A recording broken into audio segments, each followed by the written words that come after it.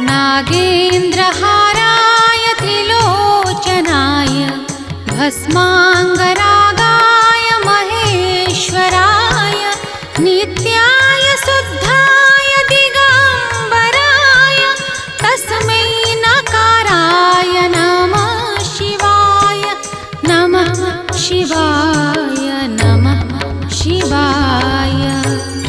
जाहांकर कंठ देशरे सर्पहार, जाहांकर तीनोटी नेत्र, जाहांकर सारा देहरे भस्म बा विभूति अनुलेपित, 10 दिग जाहांकर वस्त्र स्वरूप अर्थात जे उलग्न सेही शुद्ध अविनाशी नकार स्वरूप शिवंकु मु नमस्कार करुछि।